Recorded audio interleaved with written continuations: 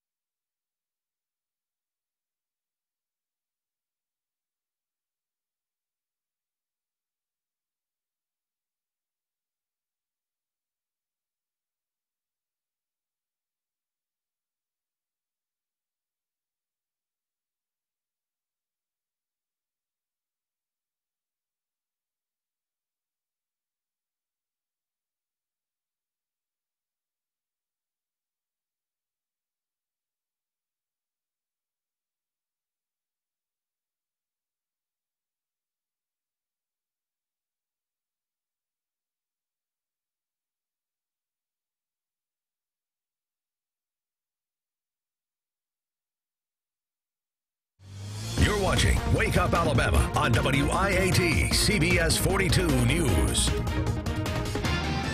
The jury in the trial for a former Madison police officer will meet again this morning. Eric Parker is accused of slamming an Indian grandfather to the ground during an incident in a Madison neighborhood back in February. The man slammed to the ground has spinal injuries and partial paralysis as a result. Now, Parker faces a civil rights violation. The jury begins deliberations on Wednesday. A copycat sniper may have added to the rash of shootings out in Arizona. In less than 2 weeks, there have been 11 confirmed shootings on or around Interstate 10 in the Phoenix area. 2 shootings happened Thursday morning, but police have not yet linked them to the earlier cases. Investigators say somebody may be trying to imitate the other shootings. Only one person has been hurt, thankfully, a 13-year-old girl whose ear was cut when a bullet went through the windshield of an SUV. Officials have not identified a suspect in the shootings. An alarming scene when a school bus erupts into flames in California. Now, luckily, the kids got off before the dramatic blaze. Officials say the bus was carrying 36 high school students on the way back from a water polo match. A fire official said the driver noticed the bus was losing power while driving on a freeway, and one of the students smelled smoke. The driver pulled over and asked the students to evacuate. No injuries were reported, and the cause of the fire is under investigation. A high-flying publicity stunt plays out in the skies above Manhattan's west side. Luxury automaker Cadillac suspended its brand-new crossover vehicle over the West Side Highway from a helicopter. The XT5 was lifted 150 feet over the roadway. The car's platform was custom-built for the event and painted matte black to give the illusion the car was flying. Clever ways of marketing always coming out. Well, scientists say deep in a complex of caves in South Africa, an astonishing discovery has been made. It's fossils of a previously unknown species, and it's related to humans. They're calling it Homo naledi, and remarkably, the creature seems to have had some habits that everyone thought were exclusive to humans. A team of scientists made the discovery in what appears to be an ancient burial ground. Homo naledi is not human, but at times comes close. The fossils have short fingers and a long thumb, but feet almost identical to ours. Now, they haven't been able to date the fossils yet, so Homo naledi may have lived tens of thousands of years ago. I can't even put that in perspective. Yeah, scientists are still unclear as to how it could change our understanding of the human species. Wow. Finding new spiders just a few days ago, and now something related to humans. Absolutely. Well, I mean, I hope the weather will be good this weekend, so we won't be seeing any of those critters in our house. I don't know if that relates at all, but you may not be able to see in front of your car this morning. We have quite a bit of fog forming outside. The National Weather Service has just issued a dense fog advisory for all of central Alabama, minus the Coleman County area. Visibilities are reduced to less than half a mile. So remind yourself that when you're about to head out the door, that it may be difficult to see, especially the early risers heading on out the door. So what we're tracking for you, again, is morning dense fog. High school football thunderstorms that will definitely impact your high school games, and a taste of fall this weekend. So your first forecast, 6:27 is sunrise, but 66 at 7 a.m. with dense fog. 84 by noon, partly cloudy. A stray shower or thunder shower in the afternoon is possible, but those thunderstorms really ramp up after 5 o'clock. And you want to know how bad the fog is, you can't see anything in Tuscaloosa. There's the campus right here. You can see some of the lights toward the bottom. That's it. It's 70 right now in Tuscaloosa. The wind is calm at this hour, so we're starting off a little bit foggy, but it will be a decent day out there as we see visibilities reduced from Tuscaloosa to Alabaster to Jasper, even Anniston. Already bad, and it will get worse. You can see there's cooler air coming in, 68 right now in Birmingham, but it's 66 in Hamilton, 61 Coleman, and 65 in Gadsden at this hour. We're dry on storm track radar as of right now, but I want to widen things out and show you what's happening over here. We do have showers and thunderstorms starting to develop across the area. While we may have fog here, but these thunderstorms will be bringing in a decent amount of rain, gusty winds, and lots of lightning right in time for high school football. So 11 a.m., you'll be out and about. You'll notice it's a pretty nice summer day. Maybe a stray shower. Most of us stay dry. But then this cold front moves in tonight. Look at this, 7 o'clock, right in time for high school football games and your Friday evening plans. This cold front brings a line of showers and thunderstorms in. Here we are at 9 o'clock through Gadsden, through Birmingham, through Tuscaloosa. But it's going to come through pretty quickly, and because it moves through so quickly, we're going to start to see windy conditions on the backside of this. So by the morning tomorrow, For tailgaters, for anybody on Saturday, it will start off cloudy. However, it will be windy and it will get cool very quickly. So your Friday night high school football forecast, heading out to the gridiron, raincoat, and actually have that Storm Track weather app and be watching for lightning tonight. Make sure you have a plan of where to go, back to the car, to the concession stand. 78 by the opening kick, final whistle, 76 degrees, still thunderstorms out there. Your next 3 days and your Storm Track 7-day forecast, what a difference. 76 on Saturday, morning clouds, morning and afternoon sunshine, a low of 52 on Sunday morning. Looking good this week. Stephen? All right, thank you, Ted. Still to come, a new hospital is coming to Chilton County. We'll tell you when it's scheduled to open. Plus, a touching tribute to victims of September 11th. More on a project called Pinwheels for Peace. And a Publix distribution center gets the green light. How many people it will employ? A former Auburn football player is making his way up the coaching ladder. Coming up in sports, we'll check in with Cody Burns and how he's doing at Middle Tennessee. And as we head to break, a live look there of Toomer's Corner in Auburn as folks down on the plains prepare for their first game at Jordan-Hare against Jack State tomorrow morning. You're watching Wake Up Alabama with coverage you can count on.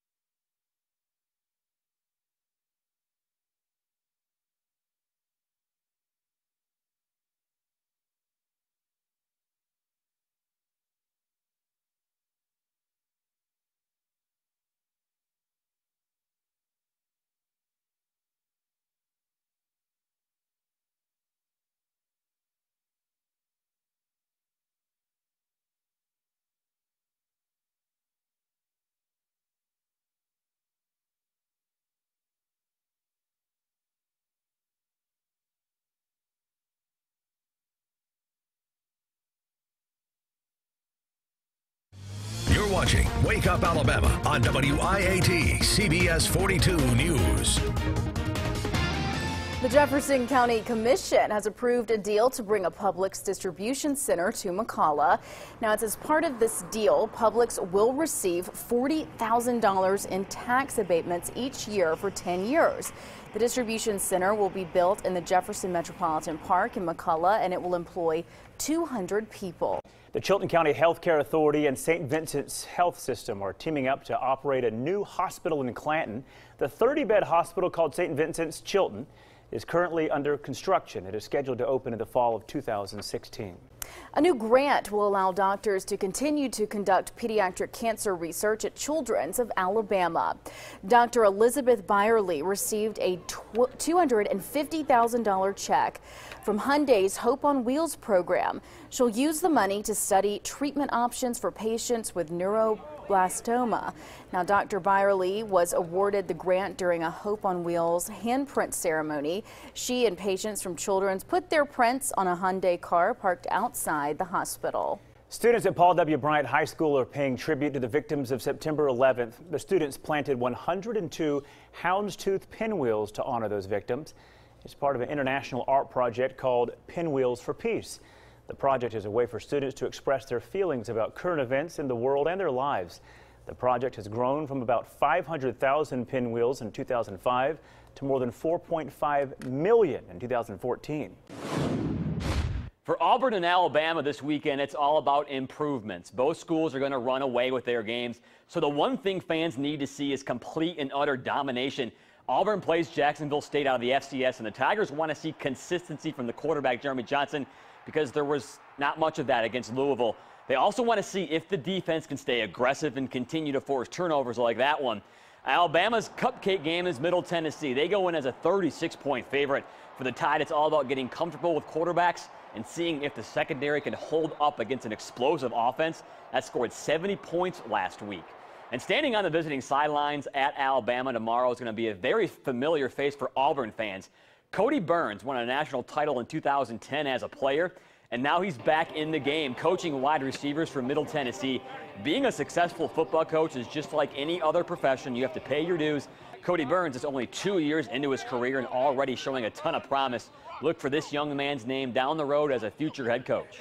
I just feel really blessed right now and humble to be in this position, to be as young as I am at 26, being able to impact lives, coach football. I love what I'm doing, and I want to keep continuing on my career. I love it here at Middle Tennessee, and we'll see what happens.